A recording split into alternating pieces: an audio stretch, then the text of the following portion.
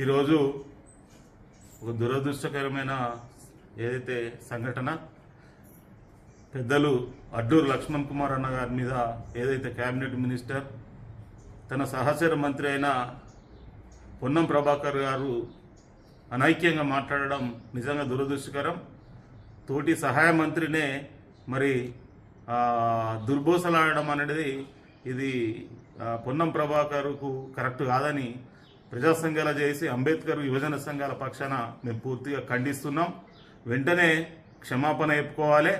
ఎందుకనంటే ఈరోజు మనం చూసినట్టయితే నిన్ననే అక్కడ ఒక సుప్రీంకోర్టు ప్రధాన న్యాయమూర్తిని మరి అక్కడ ఒక సంఘటన దాడి ఏమైన చర్య. మరి మనం ఇతర మతస్థులు ఇప్పుడు ఏదైతే భారతదేశంలోని సమాంతర దిశ కోసం ప్రయత్నం చేస్తున్న సందర్భంలో సనాతన ధర్మం అని ఆయనను అవమానిస్తే నువ్వు తోటి బీసీ కులస్తుని పోయి ఉండి నీ తోటి మంత్రిని మరి అలా దున్నపోతని వ్యాఖ్యానించడం నిజంగా అది ఏదైతే పోకట మాటగా గమాండి మాటగా మేము అనుకోవాల్సి వస్తుంది. ఎందుకంటే నువ్వు మా ఏదైతే దళిత బహుజనులందరం కూడా ఒక ఉన్నత స్థాయిలో ఎదగాలని ఆకాంక్షించే వారిలో మేము కూడా ఉన్నాము.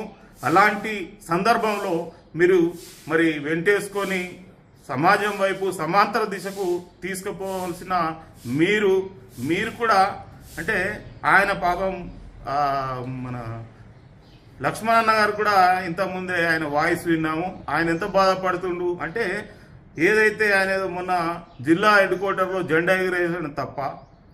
ఎందుకనంటే మీరు ఎన్ఎస్యుఐ రాష్ట్ర అధ్యక్షునిగా అనేక పదవులు అనుభవించారు, ఎంపీగా పోయారు. ఆయన కూడా మీ తర్వాత ఆయన కూడా కింది స్థాయి నుంచే ఎదిగారు. ఎన్ఎస్యుఐ నుంచి అట్లాగే మనకు జడ్పీ చైర్మన్గా, ఎమ్మెల్యేగా, అదృష్టం కొద్దీ మినిస్టర్ వచ్చినంత మాత్రాన చిన్న చూపు చూడడం కరెక్ట్ కాదు. మరి పక్కనే మా ఇంకో సహాయ మంత్రి ఏదైతే కేబినెట్ మంత్రి గారు వివేక్ గారు కూడా మరి ఆపకపోవడం శోచనీయం. ఎందుకనంటే అన్నదమ్ములు లాంటి వ్యవస్థలో మరి బీసీలు కూడా అన్నదమ్ములే. ఈరోజు అందరము దళిత బహుజనులు రాజ్యాంగం ఏదైతే బాబాసాహెబ్ అంబేద్కర్ గారు కల్పించిన హక్కు ఫలాలలో అందరం భాగస్వామ్యమై ఈరోజు ఏదైతే ఉన్నత వర్గాలు ఈరోజు ఎవరినైతే నిజంగా చెప్పాలంటే ఈరోజు దొరలు అగ్రవర్ణాలు అనుకుంటున్నాం, కానీ అగ్రవర్ణాలే అడ్జస్ట్ అవుతారు. ఈ సమాజాన్ని అంతో ఇంతో సమాంతర దిశకు తీసుకుపోవాలనే ప్రయత్నాలు ఉన్నారు.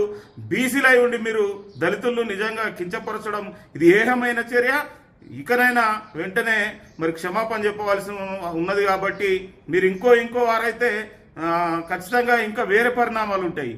ఎందుకంటే మాకు దగ్గర ఆత్మీయులు కాబట్టి తప్పకుండా అందరము రేపు రాబోయే ఇలాంటి మీరు చిన్న పొరపాట్ల వల్ల రేపు ఏదైతే రాష్ట్రంలో జరగబోయే ఎన్నికలకు కూడా తీవ్ర ప్రభావం చూపుతుందని కూడా ఈ సందర్భంగా తెలియజేస్తున్నాం. వెంటనే క్షమాపణలు చెప్పాలని కూడా డిమాండ్ చేస్తున్నాం.